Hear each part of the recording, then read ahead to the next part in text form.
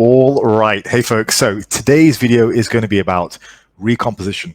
And this is going to be the first part of a three-parter to do with recomposition. Today's part is going to cover what is it, who is it for, and just some of my general thoughts around the process. Over the course of this series, I'm also going to look at training.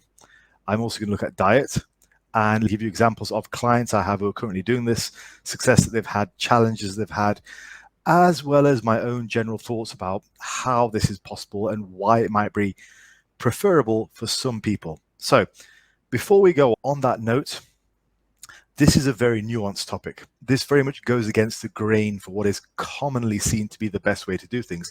That is bulk and cut cycles. And that's fine.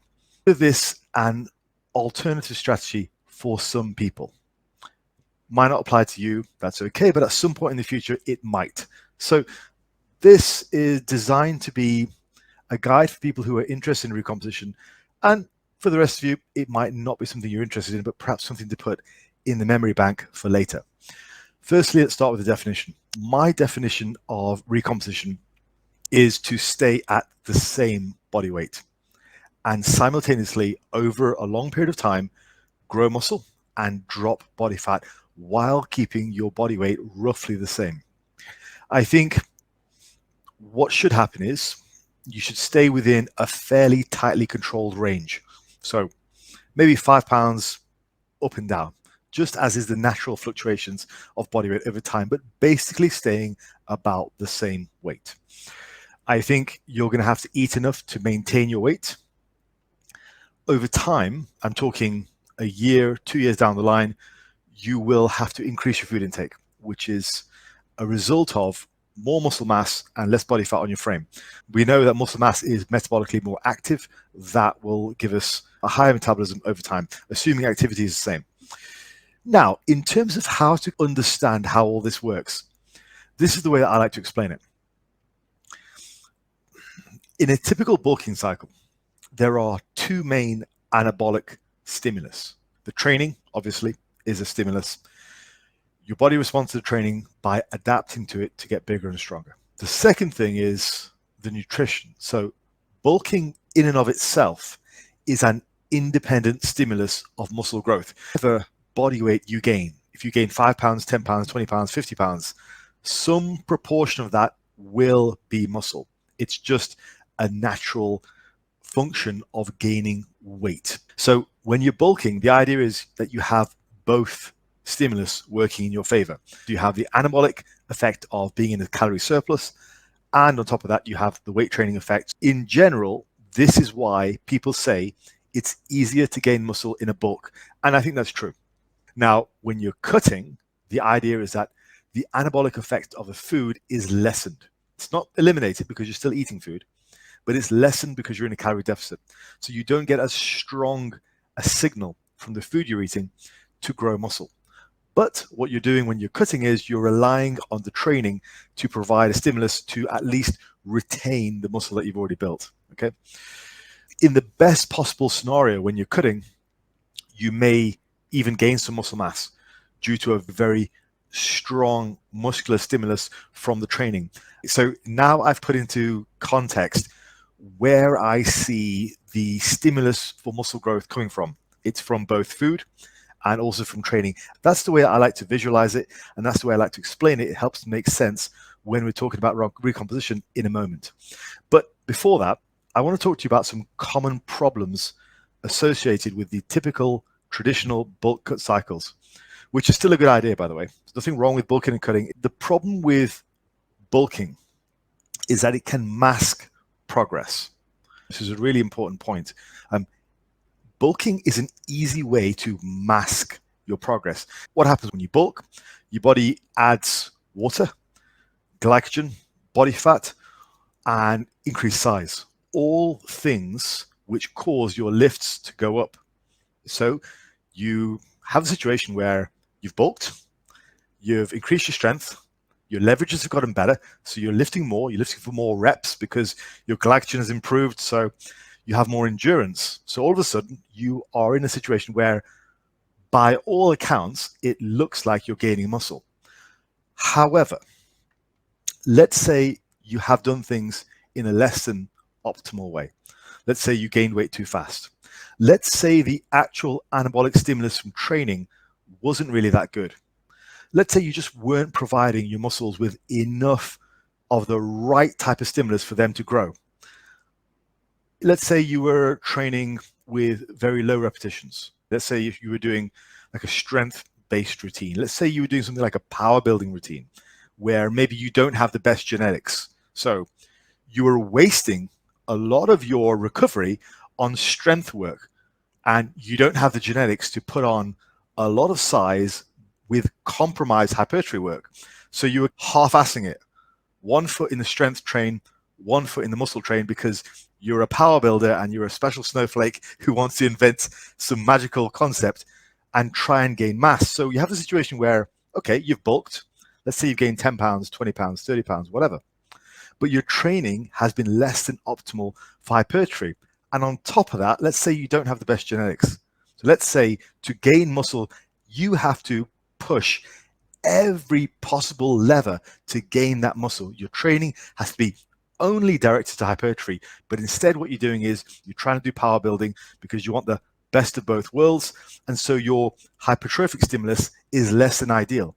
So in that situation, you think you're going along great.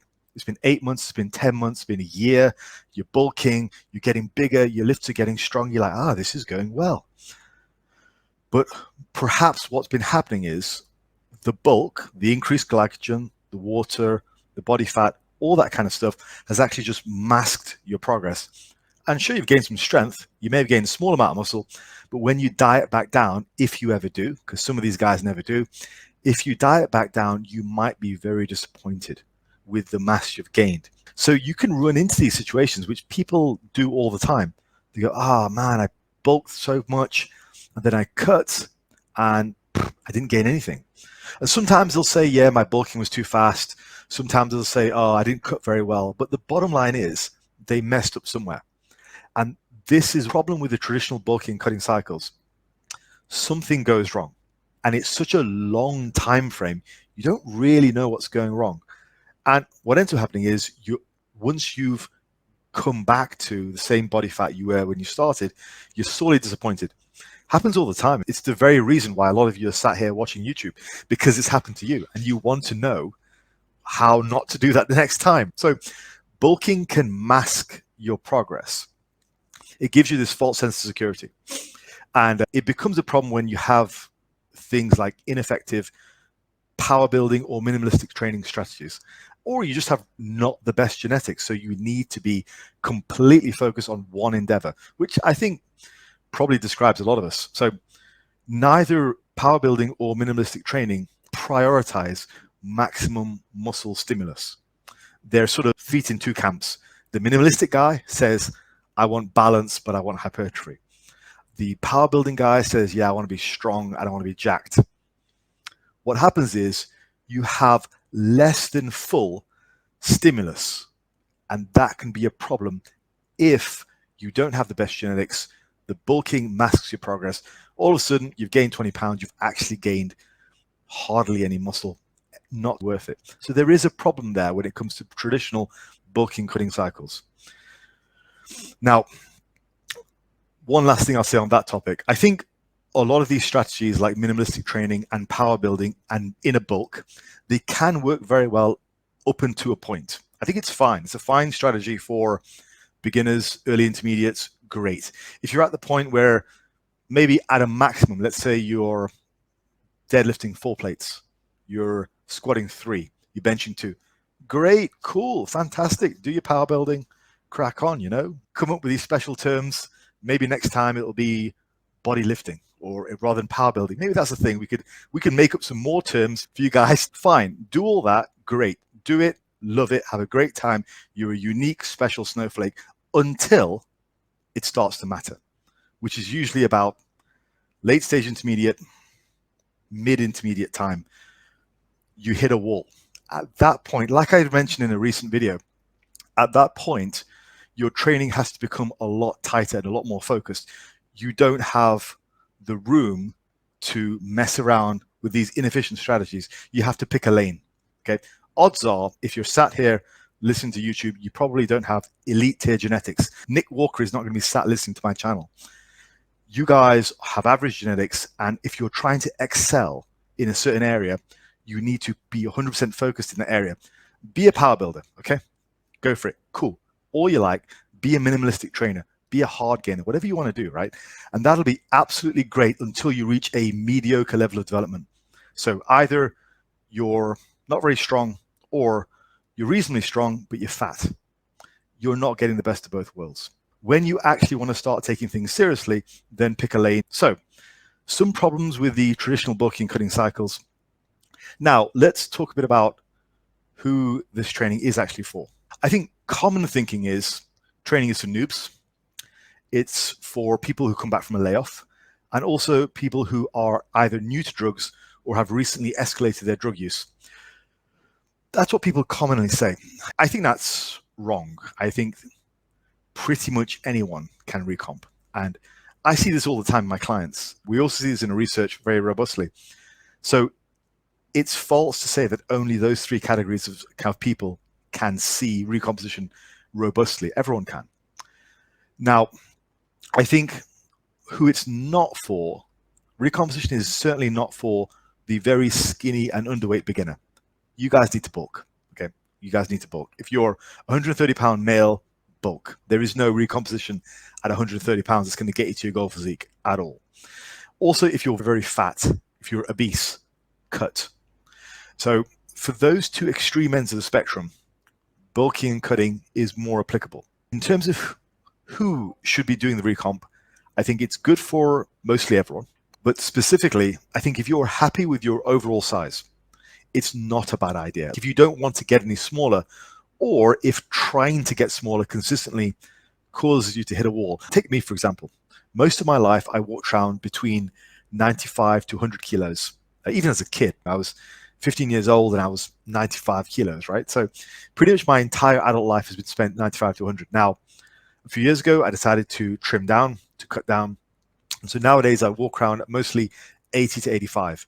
Now, that in and of itself is quite a big deal. If I try to drop down below 80, there is a strong rebound with my body. It's just not worth it for me. That's the zone where my body just doesn't want to be that small. My body wants me to be a bit heavier. Ideally, my body wants me to be anywhere between 85 to 95 kilos. So for that type of person, recomposition might be something which is worth looking into. I think it's ideal for people who gravitate towards these higher body weights and where getting even a little bit smaller could be a struggle. So that's who I would aim this at. I think there's probably one more thing that I want to discuss, and that is calories. While I don't track calories most of the time, there is an issue with calories when it comes to cutting, and it can be problematic with a lot of people. You have such a thing as metabolic slowdown when you're cutting. So research shows that your metabolism, your TDEE, could slow down anywhere up to about 600 calories. That is calories you're losing from the thermic effect of food, perhaps calories you're losing from NEAT, perhaps calories you're losing from just your body slowing down over time. So up to 600 calories. Now that's quite a lot. Let's put some numbers on that. So my current maintenance is about 2,800 calories. That's roughly what I eat to maintain my body weight. Now, if I was to go on a cut, so let's say I drop down to 2,300 calories, within a few weeks, and I know this because I know my body, within a few weeks, that calorie deficit would be mitigated by my body. My NEAT would go down, my metabolism would slow down. I have a very adaptive metabolism, so all of a sudden, I may need to pull back further, 2,000. Generally, when I'm bulking, at the peak bulk, I can go as high as 4,500 calories. When I'm cutting, my calories can be as low as 1,500, even less.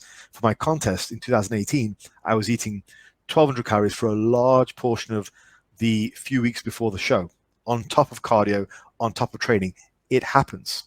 So you have the situation where in traditional bulking cutting cycles, cutting can be problematic, especially for people like me who have generally lower metabolisms, larger appetites, whose body naturally gravitates towards higher body weights. And then the opposite problem would be for people who don't actually enjoy bulking that much. For those people, it's the same thing. If they have an adaptive metabolism, the amount of calories they need to eat at the top end could be astronomical because their body upregulates energy, upregulates metabolism, and mitigates those extra calories. So you have the situation where the body is very adaptive at the extreme ends, either gaining weight or losing weight. It adapts downwards when you're losing weight, it adapts upwards when you're gaining weight. That's not necessarily a reason in and of itself not to bulk or cut. What I'm saying is, when you are on a recomposition diet, you're not being exposed to any of that. Your metabolism should stay in a relatively healthy place without there being this massive need to out-eat the bulk or out-diet the cut. You don't have those metabolic shifts. If anything, you get to eat more food over time, but at a reasonable amount, which is pretty cool. I think most people would enjoy that. Most people would like the simplicity which comes from that. So quite a lot said in this first part. Hopefully that sort of set the scene for my thoughts around recomposition. I'm just going to end with saying I have a number of clients who have done this successfully over the last year or so. Usually these guys are on the heavier side and they want to get bigger and stronger, and they are capable of training very hard and very long. They have a great work ethic. So for me, that is a perfect profile for a guy who could recomposition. I have a number of guys on the books right now who are anywhere between 220 to 250 pounds. They are excellent lifters, as in they train hard, they're strong, and they're not afraid to just lift and go for it. Some of these guys are training 6 days a week, and they're able to be disciplined with their food as long as their food isn't cut down. So these guys are on maybe 3,500 calories a day, just consistently maintaining their weight, which is plenty of food. Still making good choices, but eating in a way where they don't have to struggle with 2,500 calories, 2,400 calories, 2,200 calories, and they can just chill at 3,500 calories and lose fat and gain muscle at the same time. So you really leverage the fact that these guys are animals. They can train hard. I've also done this very successfully with women. There is a lot to be said for putting a female on maintenance calories and adding in a lot of very effective training and finding the right kind of training that they respond to. You will see magical things if you are a female bodybuilder looking to recomposition.